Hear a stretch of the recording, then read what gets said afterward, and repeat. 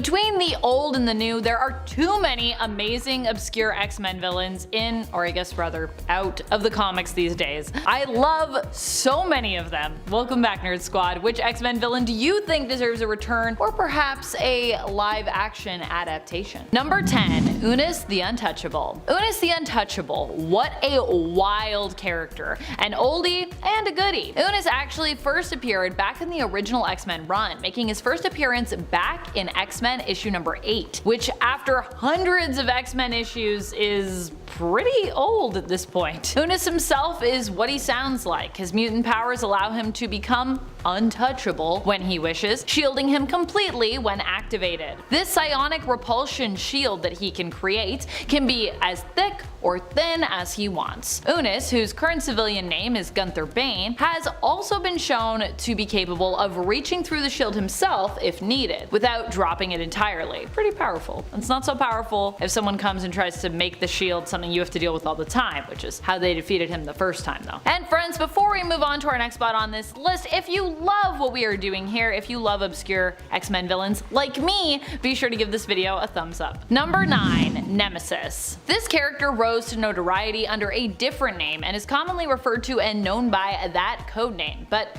we can't say it here on YouTube, so instead we're gonna go with this other name, Nemesis, which is also a very AOA name, so yeah. Nemesis is known in the Age of Apocalypse reality for being the son of Apocalypse. At least the alleged son of Apocalypse. I think we pretty much know at this point. We also don't know who his mother is though, so that's still a mystery. But it probably wasn't the woman we now know as Apocalypse's wife in the main continuity thanks to modern X-Men books, Genesis, which is also kind of a confusing name for her to have in regards to Apocalypse's and X-Men history, but anyways. Nemesis, being an ally and horseman of Apocalypse, ends up being a major antagonist and problem for the X-Men in this universe, who are led by Magneto, as Professor X is dead in AOA, which is kinda, you know, what helped bring about this whole dread alternate reality of Earth 295, aka Age of Apocalypse. Number 8, Dark Riders. Oh boy, the Dark Riders. What a weird group. No wonder we haven't seen them that much. The Dark Riders are believed to be Inhumans who for some reason allied themselves with Apocalypse, seemingly believing in his vision of a mutant-dominated world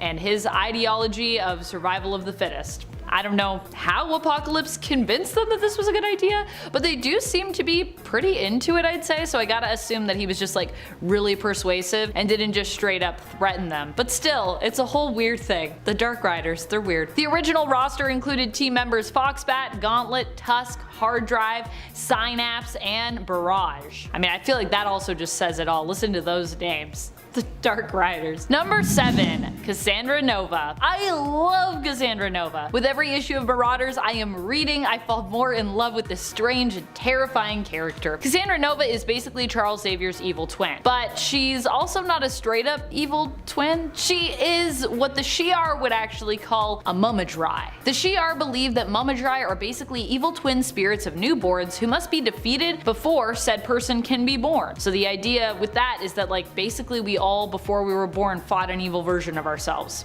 They serve to represent the exact opposite of everything that we are. So in the case of Xavier, who is often presented as being a pretty good guy, though you know, not always, Cassandra is pretty evil in comparison. While Xavier did successfully defeat her before he came into the world with his telepathic mutant powers manifesting while he was in the womb, because of his own psionic potential, Cassandra herself was powerful enough to survive this and eventually would return years later to fight against Xavier and his beloved mutants. Although, in being Charles's twin, she herself is also basically a mutant, so yeah. She's a mutant, but she's also Mumadrai. Number 6, Nimrod. If we're talking about the new Nimrod, he is well known thanks to the current era, but even he is still somewhat obscure as an X-Men villain, considering that, you know, he hasn't been around for too long and only appears in a few issues at this point. However, even going back and talking about the more famous Nimrod from the Days of Future Past reality, for those who are not familiar, this could actually still be a version of the character who is considered obscure. The main Days of Future Past reality is often often considered to be Earth 811, which is where Nimrod hails from. Here, and even in the current main timeline of Earth 616, Nimrod is considered to be a super sentinel, a super advanced mutant killing and detecting machine. So if you thought the Sentinels were bad, woo, wait till you meet Nimrod. He's crazy, even though his name is kinda dumb. That's why I love him though. Number 5. Ikari. During Mark Waid's excellent run on Daredevil, Bullseye was confined to an iron lung after being defeated by Daredevil. He had Lady Bullseye hire a new threat named Ikari to kill his rival. Bullseye had Ikari experimented on with the same toxic waste that gave Matt his abilities and had him trained to be just as effective a fighter as Matt. In their first encounter, Ikari lured Matt to a warehouse and confronted him dressed in Batlin Jack Murdoch's old robe and a costume modeled after Matt's original yellow and red number. They fought to a standstill, and Matt tried to negate Ikari's radar sense by turning on the building's sprinkler system, only to learn that although he had radar sense, he was not blind. He could have killed Matt, but he decided to let Matt live in fear of his eventual death at his hands. The two fighters got their rematch when Ikari was hired by the Kingpin to fight Murdoch to the death. Kingpin had Matt's loved ones kidnapped and informed Daredevil that if he won the fight, he would have one of his loved ones executed. Daredevil and Ikari fought for hours until the Shroud intervened and seemingly killed the assassin. The body disappeared soon after, but his severed head was later seen as a trophy in Kraven the Hunter's island hideout in Captain America number 697. Number 4.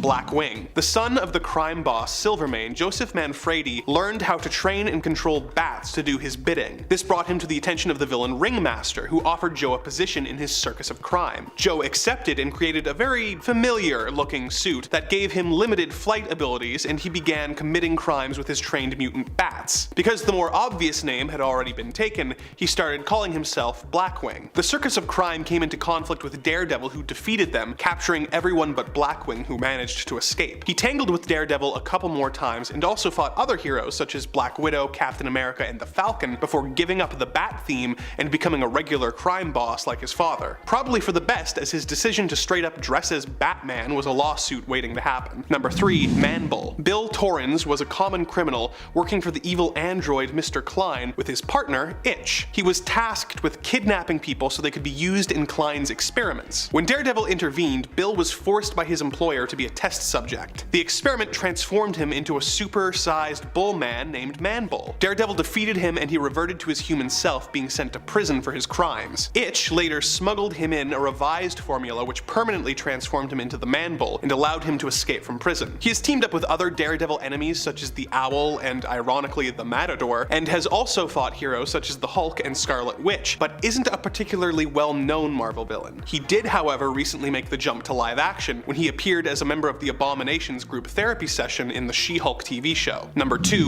Robert Goldman. Robert Goldman was a classmate of Matt Murdock and Foggy Nelson at Columbia Law when they were all training to be lawyers. He would go on to become the assistant district attorney and was the lawyer who arranged the deal which allowed Daredevil to keep his secret identity in exchange for a guilty plea when he was on trial for murder. It was later revealed that he is actually Matt's guardian angel who has been manipulating the horrible events of Matt's life in order to make him a better hero. He has claimed responsibility for the death of Elektra's father, causing Matt's stint in prison and influencing Elektra's death at the hands of Bullseye. He also influenced and helped the FBI agent who revealed Matt's identity back in the Bendis run, sent Typhoid Mary to the Kingpin, and caused a train explosion that almost caused the death of Matt's girlfriend, Kirsten McDuffie. This is a very recent development in the Daredevil canon, so we have yet to see how valid these claims are, or how much of an impact this villain will leave with readers, but their confrontation has certainly left the Man Without Fear shaken to his core. Number 1. Death's Head. The father of longtime Daredevil love interest Karen Page, Paxton Page was a famous scientist who created a cobalt bomb. When he refused to sell the bomb to anyone, including the US government, he was called a traitor and became a recluse, living with his wife Penelope out in their creepy old mansion. He continued to experiment with the radiation and developed powers which allowed him to manipulate cobalt radiation,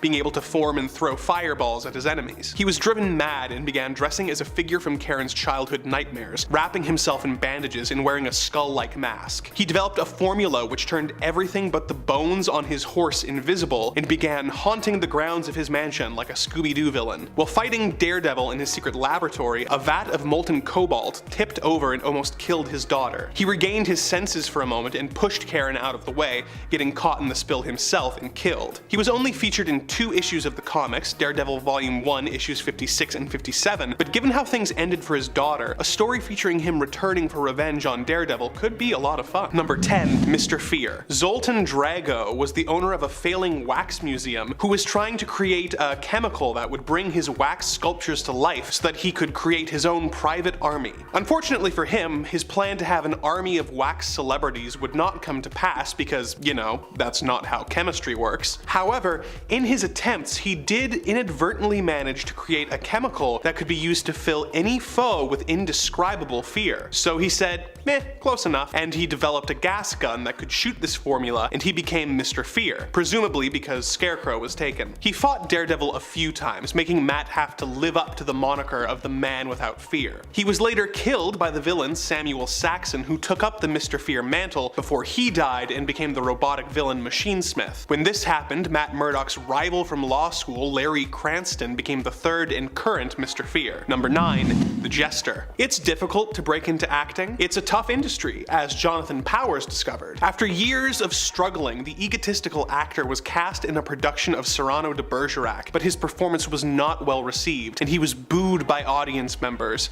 panned by critics, and fired after the show's opening night. After this, he decided to learn as many skills as possible to make himself a more versatile and hireable performer, taking up bodybuilding, gymnastics, and fencing, just to name a few skills. Perhaps due to his mammoth ego, he refused to take any actual acting lessons, and as a result could only find work on a children's show where he was constantly having pies thrown in his face. As all actors do, he eventually went insane, and with the help of the Tinkerer became the supervillain known as the Jester. He has gone on several bizarre crime sprees, such as when he used fake newscasts to convince people that JFK was alive and that the Vietnam War never occurred, which was probably written to be a goofy scheme back in the 70s, but in today's climate is just sad because it would probably work. He has tangled with Daredevil several times over the years, although he did retire for a time after successfully impersonating a famous actor named Benedict LaForge and performing the role of Cyrano on TV in Daredevil number 218. He actually did very well with the part, and this seemed to give him some much needed closure, although he did eventually return to a life of crime. Number 8.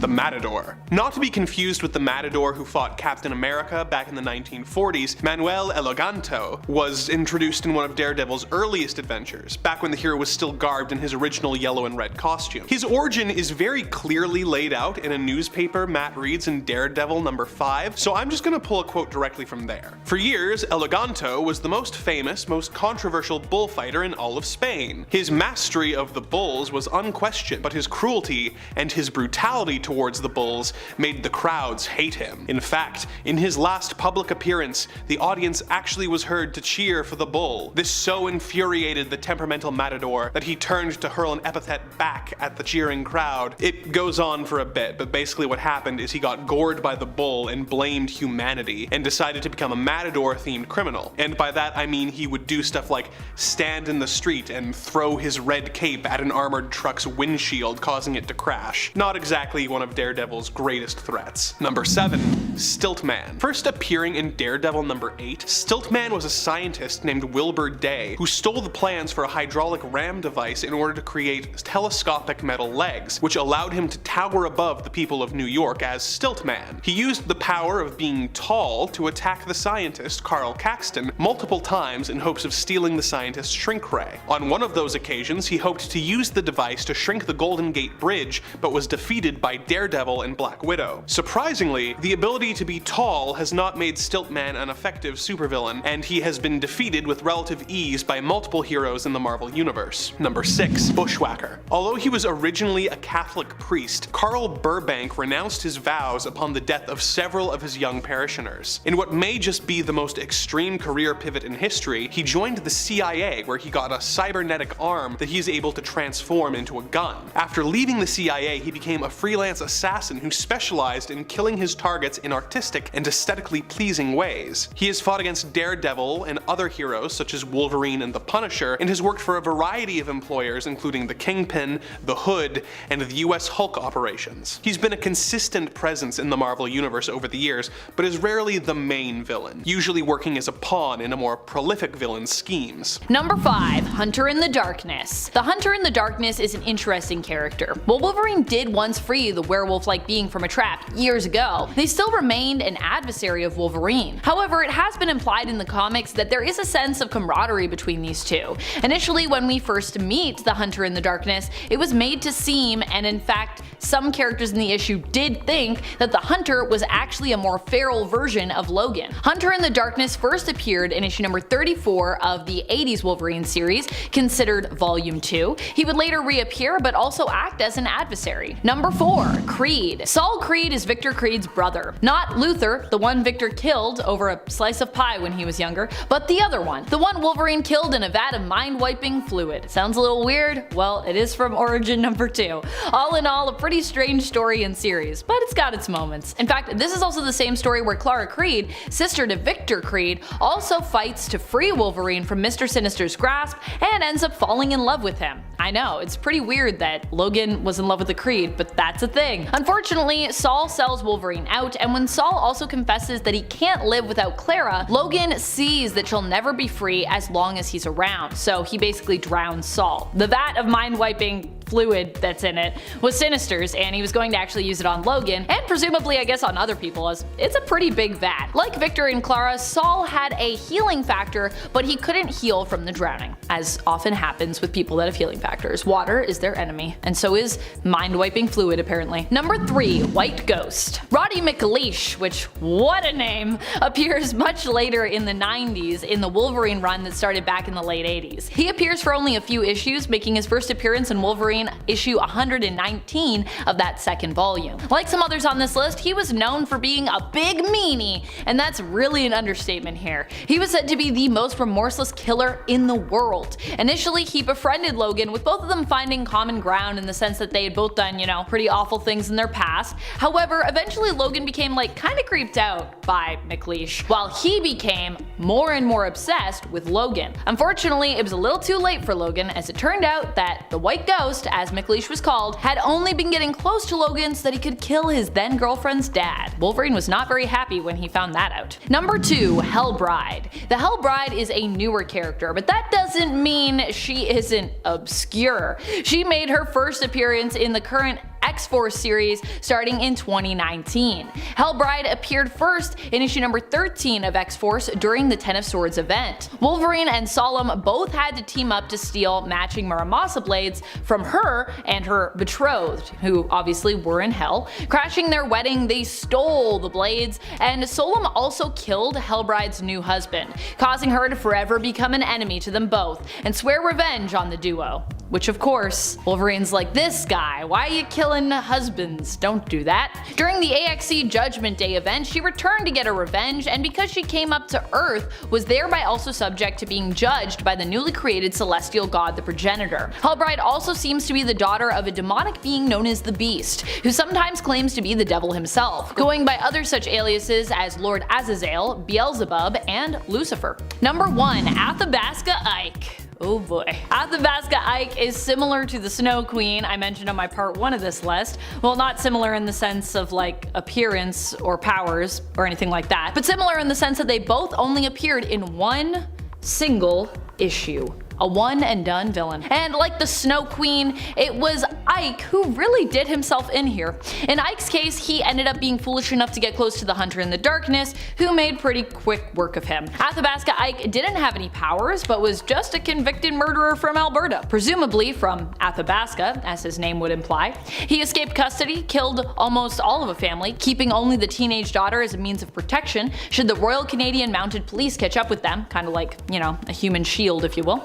While he was troublesome and mean, he was only human, and very quickly became dead by the end of that issue. And don't worry, that girl, she was fine. Wolverine made sure she was cool. Number 10. Albert. Albert was an android created by Donald Pierce to be a doppelganger of Wolverine. The plan was to have Albert draw Wolverine in, leading him to a trap where his partner, Elsie-Dee, would be lying in wait. Albert initially seemed to be a pretty dangerous enemy to Wolverine, to be honest, especially after he was upgraded by his partner, Elsie-Dee. Elsie-Dee did this this in hopes that he would be able to take out Wolverine so that she wouldn't have to, and he agreed to help her in this. After his upgrades were complete, she gave him the name of Albert, after Albert Einstein, because now he was not only much stronger than he was originally, but also much more intelligent than he'd been previously. While still not as strong as Wolverine, Albert proved to be a pretty menacing foe, for the time that he was a foe. And friends, before we move on to this next spot, if you are loving what we do here at Top 10 Nerd, please go check out our newest channel, Most Amazing Top 10 Anime. You're not going to want to miss it. Number 9, Elsie-Dee. Elsie-Dee has to be one of my favorite Wolverine villains out there. She appears to be a harmless little girl, but is really an android created by Donald Pierce to act as a bomb, in the hopes that she could be used to kill Wolverine. Elsie-Dee was meant to operate as the bait in this plan and was supposed to not be advanced enough to fully understand the weight of her own sacrifice in it. However, when she was being built, she was accidentally given the maximum logic system. Oops. And so despite initially being a villain, she actually decided to change sides, save herself and her companion Albert, and ended up becoming an ally to Wolverine instead. Number 8, Wendigo. While more of a Hulk villain than a Wolverine villain, the Wendigo is someone who Wolverine also fought. In fact, for a brief time, the Hulk and Wolverine, known to be rivals in the comics often, would team up to fight against the Wendigo. The Wendigo was originally Paul Cartier, who was cursed by the elder gods of Canadian folklore to become the Beast after a hunting trip gone wrong caused him to resort to eating his friend who had died. As punishment for this, he was transformed into the Wendigo. His sister Marie attempted to transfer the curse of the Wendigo to the Hulk, but in the end, his fellow friend and hunter Georges Baptiste took on the curse willingly. He would also later become a temporary Wolverine villain, as then he would become the Wendigo for a while. Number 7, Geist. Geist is a villain who honestly was a little short-lived for how vile he was. He is one of the worst people, and that's what makes him one of the best villains, at least in terms of having a villain that you can really hate. Nikolaus Geist made his first appearance in the 1988 Wolverine series in issue number 17. He was introduced as a mad scientist cyborg who had basically extended his life through cybernetics. We learn that in the series, Geist had actually been manipulating politics from behind the scenes, encouraging and helping rulers into doing terrible things since the time of World War II, when he then worked for Germany, and possibly beyond that. He would rightfully so meet his end the first time around at the hands of Magneto at the end of the Wolverine story arc that he appeared in, but would later return alive again to fight against Captain America, attempting to merge with the Hydra god, only for Cap to convince the god that Geist was actually not worthy of it, causing him to be rejected by his own creation.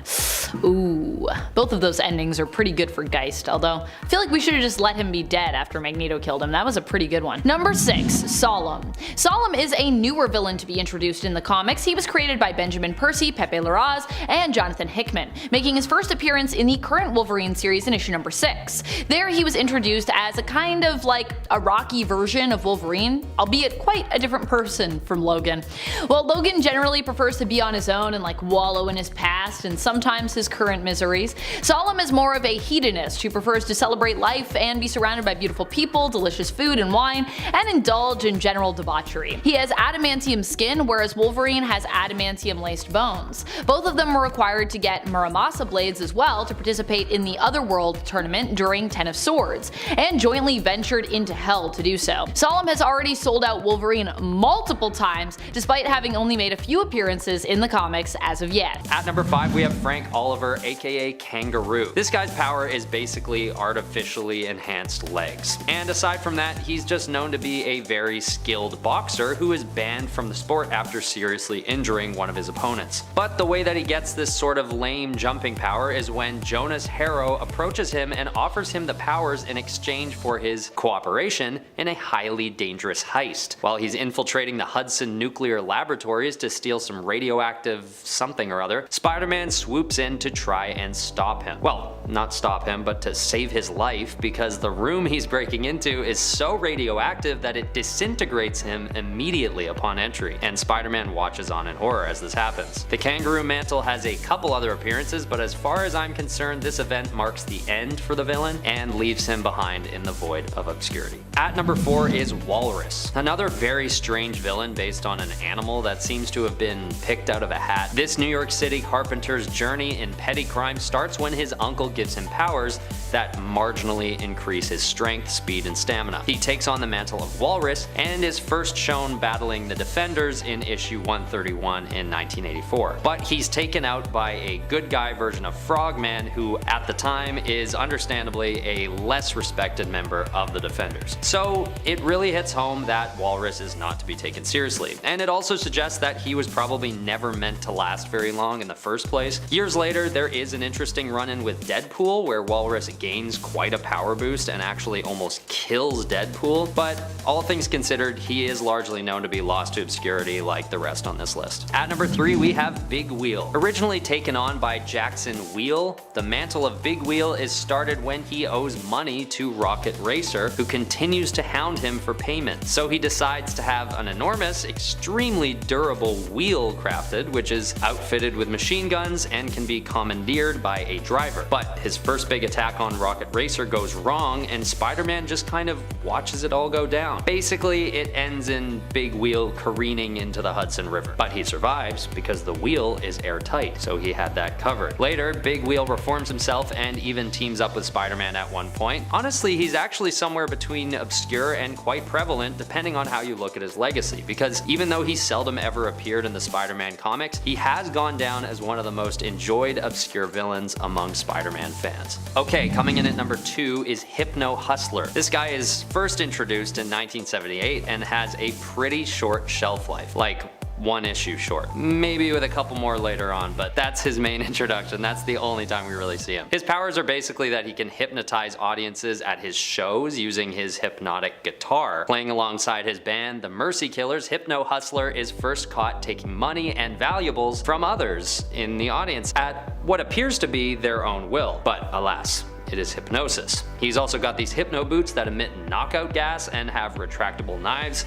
built into them as well. It's fair to say that this villain doesn't last very long and is sort of left in the dust after this first encounter with Spider-Man. Later, Hypno Hustler has a brief stint with Villainon, which is Villains Anonymous, where he tries to reform alongside the likes of Armadillo and Big Wheel himself. But that's basically it. At number 1 is Video Man. This guy's a double whammy because he is himself a rather obscure villain, all things considered. But also the technology that this character was designed in reference to is also obscure in itself, so I felt I had to put him at number 1 on the list. In fact, Video Man was abandoned so quickly by writers that his origin story is never even revealed. First appearing in the first issue of 2006's Spider-Man Family featuring Amazing Friends, he is quickly taken out after his first encounter and reduced to a little processor unit, which Spider-Man says he keeps in his freezer until, I guess, the present day, so as not to reawaken Video Man. What strikes me as strange about Video Man is that he was conceptualized in 2006, but his style is clearly referential to video games or maybe TV from the 80s or 90s, so just a total miss all around. And we're yet to see him again after his first fateful encounter in 2006. At number 10, we have Mindworm. First introduced in 1974's Amazing Spider-Man number 138, Mindworm is a mutant who has the ability to absorb the psionic energy from his targets and sap their energy, and absorb that energy for himself. The first time he uses this power is on his own mother, who he accidentally kills by draining all of her energy in one go. This traumatic event drives his father into shock, causing him to run into traffic, killing him as well. Mindworm has a tough life in and out of orphanages and homeless shelters, and eventually has a run-in with Peter Parker while he's living in a neighboring apartment. But when Parker notices Mindworm's attempts at draining his psionic energy, he knocks out the villain, who is then taken to prison. Soon after this, Mindworm reforms and becomes good, but is killed by a street gang after having never actually killed anyone using his powers other than his own mother. Honestly, it's a really sad story, and I don't know why they had to do him that bad, but that's Mindworm. Pretty obscure. At number 9 is Spiderside. First introduced as Spider-Man in the Clone Saga, Spiderside appears as a super jacked, massive version of Spider-Man that has Ben Reilly and Peter Parker wondering even more who the real Spider-Man is. But soon, this third Spider-Man soon goes mad and becomes Spiderside, attacking the other heroes in a raving frenzy. He seems to be capable of some pretty nifty shape-shifting, as though he has some kind of symbiotic physiology, but ultimately he's left in the annals of the 90s and not really revisited again after the Clone Saga. My best guess is that he was just too OP and or confusing as a character. At number 8 is the Living Brain. This is one of the oldest Spider-Man villains in general, and especially on this list, and one that very few people ever reference these days. First introduced in 1964's The Amazing Spider-Man number 8, the Living Brain is a supercomputer that continually gets hacked by villains to attack Spider-Man and the people of New York City. Basically, this is what the height of AI looked like back in the 60s, making this villain not just obscure in the world of Spider-Man comics, but in the real world as well, as we are now in 2022. He looks like a dishwasher with arms, if we're being honest. But he sort of makes his rounds a little more than one might expect such a silly villain to. So I held him back on the list a little bit. At number 7 is Typeface. This guy really confuses me because although his name is ridiculous and he doesn't actually have any powers at all, he still shows up a decent amount in various comics. First appearing in the year 2000, Gordon Thomas is radicalized after he returns from the Vietnam War and his wife immediately leaves him, taking their child with her. He then becomes a sign maker and goes off to be a criminal with letters drawn on his face. And he actually defeats Spider-Man during their first encounter by throwing letters at him, which doesn't make any sense to me, honestly. But what's even weirder is that he returns as a good guy during the Civil War Frontline storyline and fights alongside some pretty well-respected heroes like Battlestar and Solo, before he's ultimately killed by Venom while facing off against the Secret Avengers. At number 6 is the Ringer. This is one of those characters that we can basically assume was named before his powers were decided, because ultimately it's a pretty ridiculous power and suit design, especially in the early days. He basically just shoots rings at his enemies, which can do anything between entrapping the target to exploding on impact to freezing. The first time we really encounter the Ringer, he's taken out pretty quickly by not Spider-Man but Nighthawk, losing some teeth in the battle and spending a lot of time in jail. He's then eventually killed by Scourge when he's called to a bar with a group of other villains, which ends up being a trap. Later, however, it's revealed that he doesn't actually die and is revived by AIM agents who give him a cyborg body, and he's renamed Strikeback. With a big enough power boost and a totally different mantle to make him a whole different character from the Ringer is essentially lost to obscurity, making him one of the most long-lost Spider-Man villains of all time. Number 5, the Red Right Hand. The Red Right Hand was an organization that was brought together by one thing each member shared in common: their hatred of Wolverine. This is because in some way, as each member saw it, Wolverine was to blame for some great misfortune that had befallen them. The Red Right Hand, however, acknowledged that Wolverine was unkillable, basically thanks to his healing factor, so they came up with a better plan in regards of how to best deal with him. Their plan was to send his soul to hell for all of eternity, trapping him there. The Red Right Hand allied themselves with Daken and Mystique to enact their plan. However, Mystique would later turn on them when she found out all the details that their plan entailed, and thought even for her it was pretty awful. In the end, although they didn't trap Wolverine's soul in hell for all of eternity, their plan did succeed. And even worse, they were left with their final say, as they took their own lives rather than surrender to Wolverine or allow him to get revenge by killing them. Number 4, the Mongrels. The Mongrels were a team assembled by the Red Right Hand to seemingly take out Wolverine. They were brought together by and trained by none other than Daken, the son of Wolverine, who now goes by the name given to him by his adoptive parents, Akihiro. Daken trained the Mongrels but never really expected them to succeed in defeating Wolverine. This is because it was all part of the Red Right Hand's master plan that they lose, or well, win or lose against Wolverine, that the Red Right Hand would win as a result. Because the Mongrels were actually a team made up exclusively of Wolverine's kids. These were the kids that Wolverine didn't know about or that he forgot due to his memories in general being kinda like a mess. Kinda because of his healing factor and such. Only after Wolverine defeated them, killing them, did he learn the truth about each and every member of that team. Number 3, Charlie Chainsaws.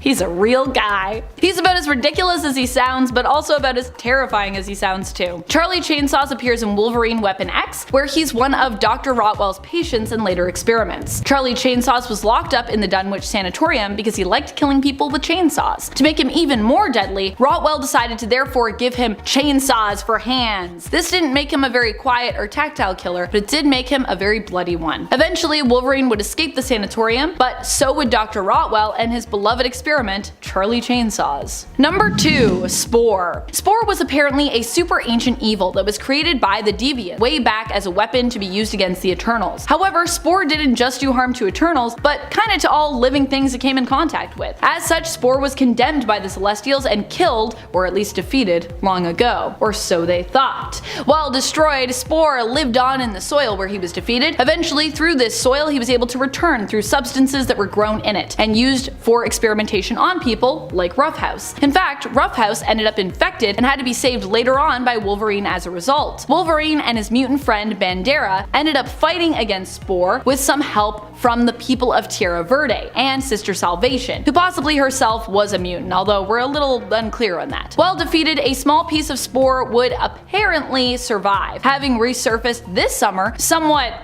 randomly in an Iron Man comic. Apparently that happened. Number 1. Snow Queen. Snow Queen is someone who I initially thought was going to be revealed as Emma Frost when I first read about her, based on her appearance in issue number 24 of Wolverine from the 1990s. I mean, she kind of looks like Emma Frost, right? Like, I read it and I was like, is that Emma Frost? And then I was like, no, this is totally different character, Snow Queen. And yet, she is not Emma Frost. She is her own character who just happens to share a bit of a resemblance to Emma. Her real name is actually Bridget Leahy, and she has powers that allow her to create kind of like TV static, but in your brain. They're described as being telepathic snow powers. They basically make your mind foggy and make it hard for you to focus if you happen to be within range of her power. She did not last very long, dying in the same issue she first appeared in. So that's the end of Snow Queen. For now. Number 10. General Koi. General Koi is the criminal uncle of Jean Koi-Man, aka mutant hero and New Mutants and former X-Men member Karma. He was pitted against Wolverine under the guise of Patch in Madripoor as a result of Logan allying himself with Koi's rival, the still criminal but more respectable Tiger. And friends, before we move on to this next spot, if you are loving what we do here at Top 10 Nerd, please go check out our newest channel, Most Amazing Top 10 Anime. You're not gonna want to miss it. Number 9. Romulus. Romulus is an often forgotten villain, although some of you may occasionally remember that he exists. He claimed to be super old and to have originated from a lupine tribe who were descended from dogs or wolves as opposed to apes. He's also claimed to have been a Roman emperor, but it's more than likely that neither are true, since both claims were tied to his connection to the lupines, which he later stated, never existed but were a lie he told to distract Wolverine. This pretty much sums up most of what Romulus was presented as. A greater than life villain with all these powers and motives to destroy Wolverine and ties to the foundation of Weapon X, but without any real foundation from him to work from, as many of his loose ends ended up kind of like dropped and not really going anywhere. Number 8. Roughhouse. Roughhouse is definitely a lesser known villain, though maybe one of the more well known of the obscure villains on this list. I love his story with Wolverine. Although he starts out as a villain and a brute, he later kind of becomes Wolverine's ally after he was sold off by General Koi to be used for experimentation, which is pretty messed up. Even Wolverine felt bad for this guy, despite being his rival and him being an enemy to him on Madripoor. Wolverine decided to go after him and as such became embroiled in a major political conflict in Tierra Verde. Not to be confused with Terra Verde, a different republic that also exists in Marvel Comics. Yeah, I know. That's a lot. I just realized that myself and I was like, wait, these are two different places. Despite Roughhouse saving Wolverine though and becoming temporary allies, Roughhouse would go back to being a straight up villain of Logan later on. Number 7. Bloodscream. Although close to being tied in appearances with Roughhouse since they generally appear together, Bloodscream is slightly more niche than Roughhouse, but only slightly. He is the main partner to Roughhouse, the one he returned to after seemingly appearing as an ally and friend of Wolverine after he and Sister Salvation saved his life, cleansing him of the spore infection he'd received thanks to Geist's experimentation on him in Tierra Verde. Bloodscream Bloodscream, however, never had such a redemption arc. He possesses vampiric abilities which are tied to mysticism, having been cursed by Dagu, a healer who cast an eldritch spell on him while he was on the brink of death. Instead of bringing him back to life, the spell actually caused him to remain trapped between the state of life and death. He became an immortal creature who fed on the life force energy of others through touch. Bloodscream and Roughhouse would become partners and would be employed by multiple different criminal organizations and bosses, often being pitted against Wolverine. Number 6. Dirtnap.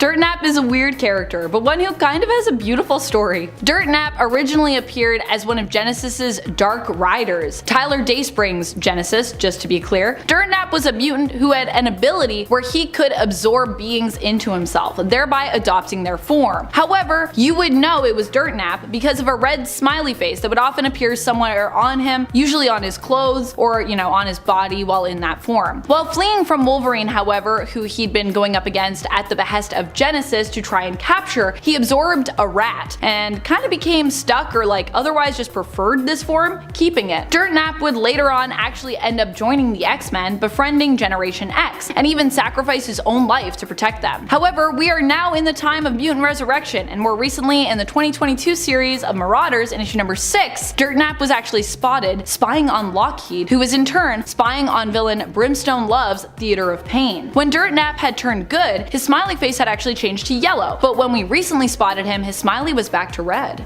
So what does that mean? Seems like he's evil again. Number 5. The Midgard Serpent. While Jormungand is known for being an iconic Thor villain in terms of mythos, the Serpent does not appear that much. In fact, Cul Borson's Serpent, Thor's uncle, is probably more well known as a villain, and even he only really showed up a few years ago in the comics, first appearing just over a decade ago in 2011 in Fear Itself. Oddly enough, although not his uncle, Jormungand is another serpent who also happens to be related to Thor as well, being rumored to be his nephew, the son of Loki and Angrboda, both frost giants. Because Jormungand was believed to be a future threat to the gods of Asgard, he was banished, sent to the depths of the ocean on Earth, becoming known as the Midgard Serpent, with Midgard being the name that Asgard uses for the realm of Earth. And that's apparently where serpents go. Number 4. Curse. There is not only one curse, but actually 2 in the comics. For a time, Lady Waziria took over as the new curse. Initially, she was a dark elf who, after being betrayed by Malekith herself, became his enemy,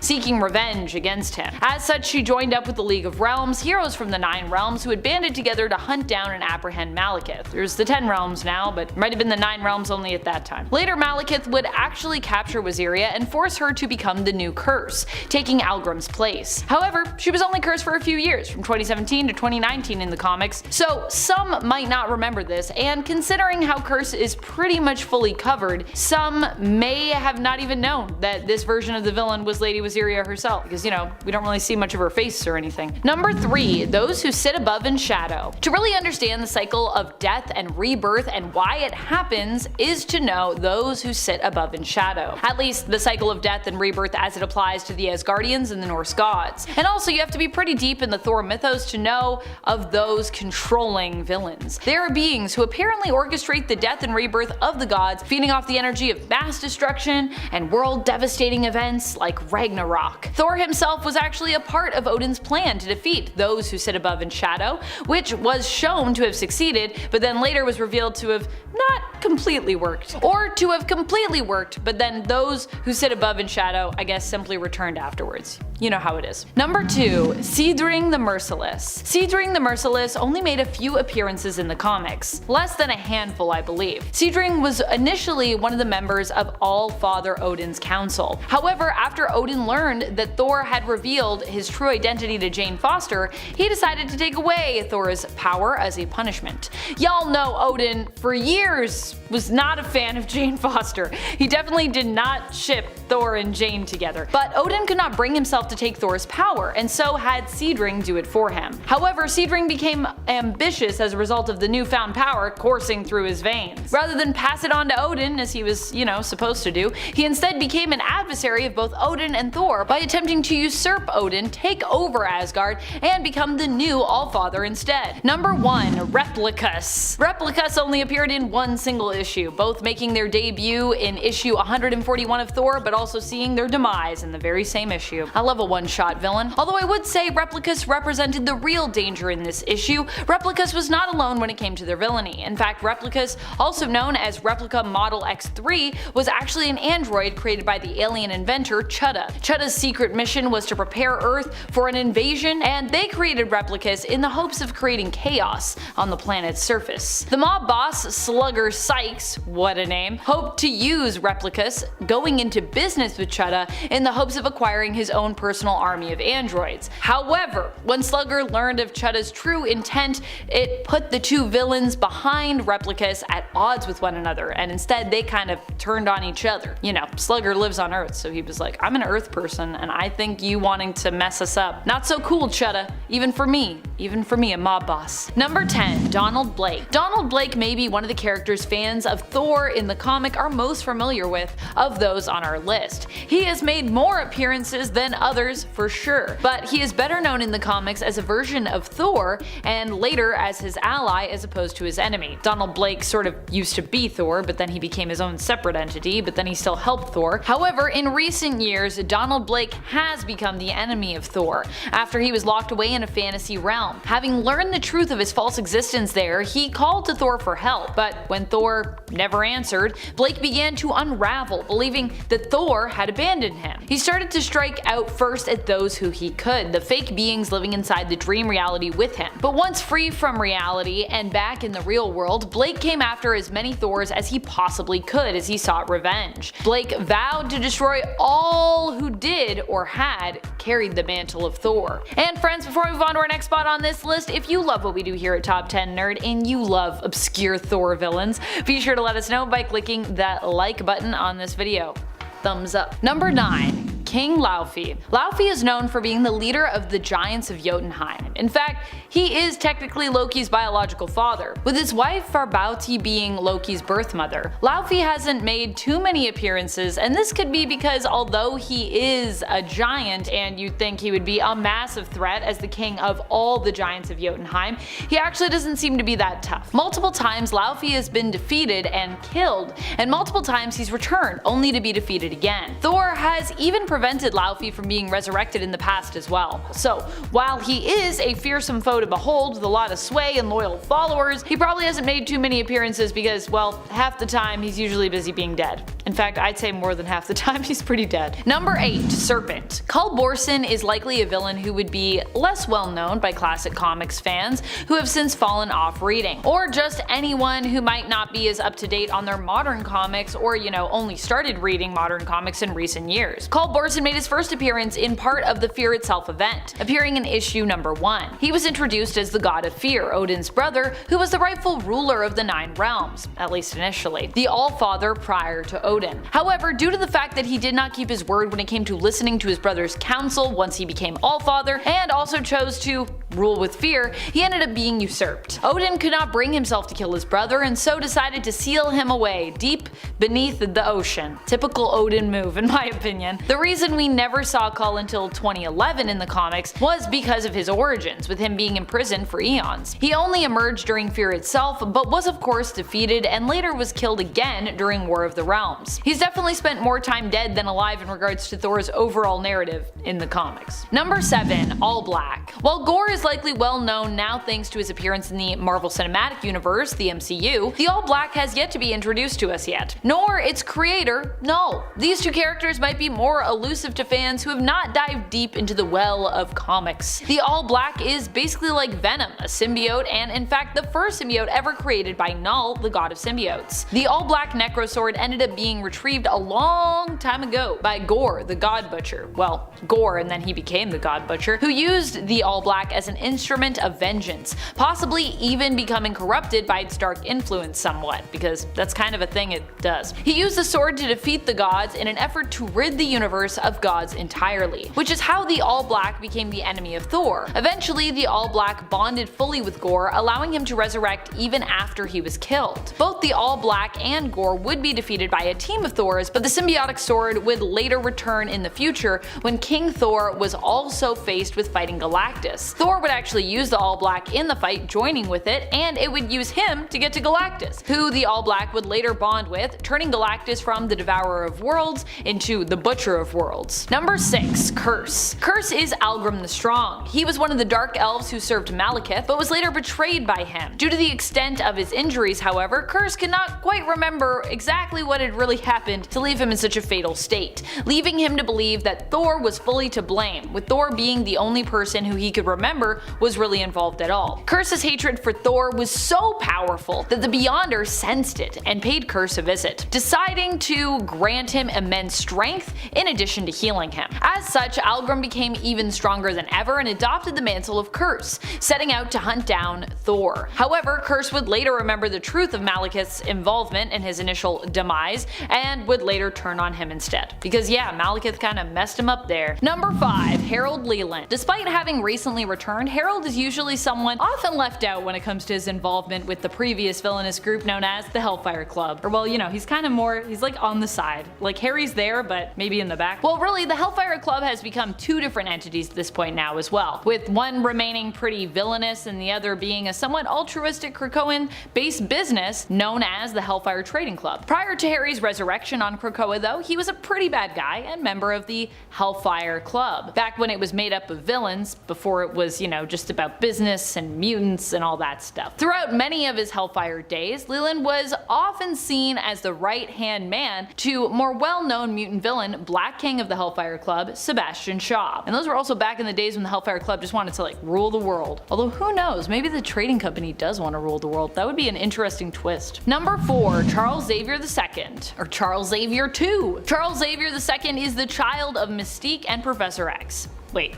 What? Yep, at one point these two had a child together, and in the main continuity too. That happened. Well, we don't really know fully what happened to this child in the main continuity, who I feel like we kinda just forgot about, who Mystique also gave up for adoption, surprise surprise. We do know of an alternate version of the character who actually gets a bit of a story in the reality of Earth 13729, where he joins up with his half-brother Reyes and basically becomes a villain. So that's the version we're focusing on for this point. Charles Xavier II accidentally kills his adoptive mother when his powers emerge, causing him to seek out his birth mother, Mystique. However, she is no longer around because she has been killed at this point by his half-brother, Reyes. Charles II then decides to create his own team of X-Men, believing that the current team has disgraced his father's name, who is also dead at this point. However, he's not a very good guy at all, and instead of inspiring a team of mutants to, you know, be better, he just uses mind control to get them to join him, giving them just enough awareness and control to kind of realize what's happening to them, but not enough that they can actually do anything about it. Yikes, that's really evil, man. That's really evil. Like, he could have just mind controlled them and been like, then you just won't be aware. But no, he was like, I want you to know what's happening. Number 3, Horticulture. Horticulture are such an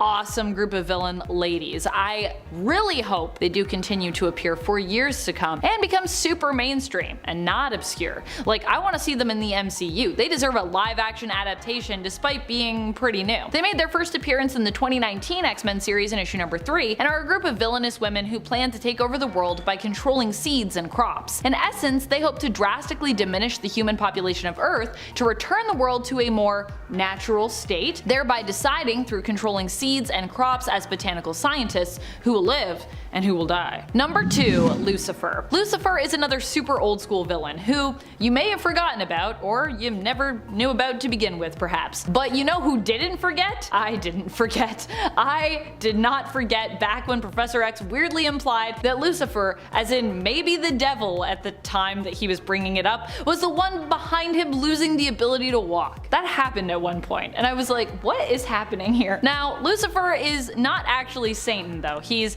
not that Lucifer. He's actually an alien from outer space. I don't think it makes it better. Lucifer is a Quist from the planet Quistelium. He originally came to Earth to conquer it, but was foiled by Xavier, so he basically dropped a big rock on him. I'm not joking, that's pretty much what happened. Although initially implied to maybe be the devil, we later learn he is just a super advanced and intelligent alien dude. Though not too intelligent, because you know, the X-Men do defeat him. Number 1, Cordyceps Jones. Cordyceps Jones is one of the newest villains to pester the X-Men. He actively fought against the most recently retired roster in the current run, before Forge, Firestar, Iceman, Magic, and Havoc joined the team. Cordyceps Jones, however, only recently went up against the X-Men, having targeted Earth by putting a bounty on it after encouraging people to gamble on its destruction at one of his massive cosmic casinos, Game World. Prior to that, he made his first appearance in the 2017 Rocket series in issue number 4, which is also why Rocket was the one to help the X-Men with finding Game World and infiltrating it. Thankfully, they had a direct link to him through a team member at the time, Rogue, whose husband Gambit is a fellow friend of Rocket's through their shared love of gambling. We also learned in their pursuit of Game World and Cordyceps Jones that Gambit's secret nickname for Rocket is Small Blind. Cordyceps Jones might be newer in the comics, having appeared in less than 10 issues at the time of this recording, but he's actually an ancient threat, being over 30,000 years old and also being a giant parasitic fungal spore. He and obscure Wolverine villain Spore actually could probably do some crazy damage should they ever team up. That would be pretty wild. If you're watching this and you're from Marvel, make that happen. That sounds like a cool team up actually. And now we know Spore is maybe alive.